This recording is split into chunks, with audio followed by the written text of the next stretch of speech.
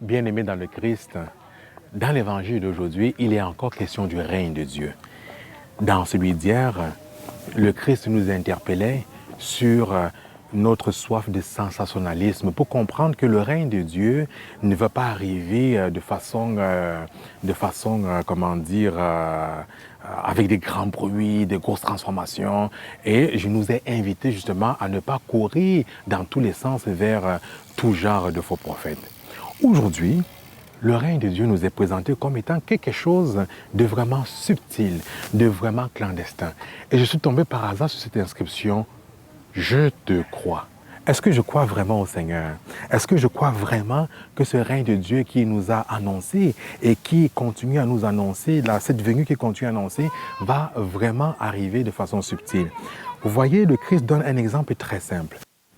Dans la même maison, deux personnes dormant dans le même lit, une personne sera appelée, une personne aura la grâce et la bénédiction d'être auprès du Seigneur et l'autre non.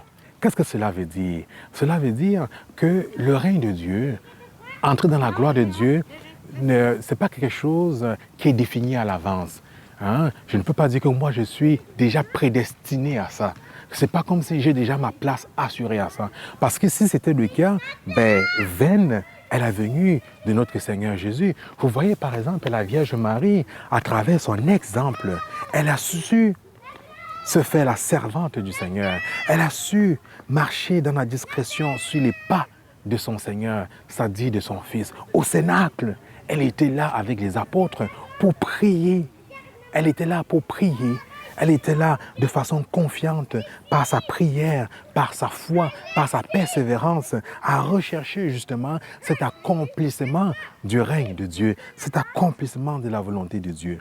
Alors, si dans deux personnes qui sont couchées dans le même lit, une personne est appelée, l'autre non, cela veut dire quoi?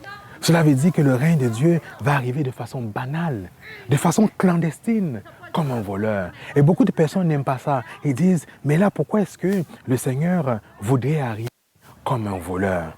Pourquoi? C'est tout simplement parce que nous sommes invités à être prêts à tout moment. Nous sommes invités à nous préparer à chaque instant. C'est ça le but de la vie chrétienne. La vie chrétienne, ce n'est pas comme... ce n'est pas une récompense. Être en Dieu, demeurer en Dieu, ce n'est pas une récompense parce que nous avons eu une bonne attitude ou parce que nous sommes dans les bonnes grâces de Dieu. Non.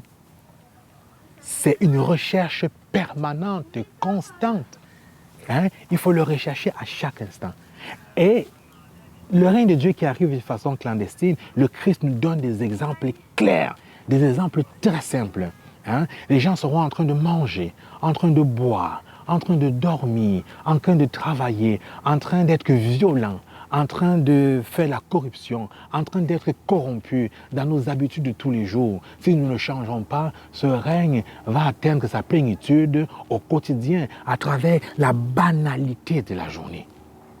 À travers la banalité de la journée, le règne de Dieu arrivera quand nous serons en train de mentir, quand nous serons en train d'en vouloir à notre voisin, à nos proches, quand nous serons en train d'être en colère, nous serons colériques. Le règne de Dieu arrivera quand nous serons en train de faire notre vie de tous les jours, quand nous serons en train de faire l'amour, quand nous serons en train de nous battre, quand nous serons en train de travailler, nous serons en train de cultiver, quand nous serons en train de pleurer, quand nous serons en train de rire, quand nous serons en train de danser. Oui, ça va se manifester à travers la banalité du quotidien. Quand je serai en train de courir, quand je serai en train de faire mon jogging, quand je serai en famille, en joie. Toi, regarde ta vie aujourd'hui. Arrête de paniquer. Lorsqu'il s'agit du règne de Dieu, de l'accomplissement de la fin des temps, arrête de paniquer. Le chrétien, ce n'est pas celui-là qui a peur. Ce n'est pas celui-là. Le chrétien, la chrétienne, ce n'est pas une personne qui fait les choses par crainte. C'est une personne qui fait les choses avec amour. Je terminerai avec cette anecdote que dont j'ai entendu parler. Un jour, donc, un prêtre demande à ses paroissiens en pleine homélie, « Qui aujourd'hui aimerait voir Dieu ?» Tout le monde lève la main. Qui c'est qui aimerait au ciel? Tout le monde lève la main et lui demande, es-tu prêt? C'est maintenant.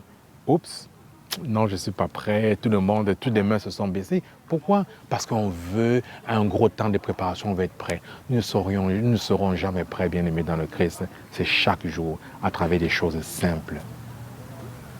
Amen.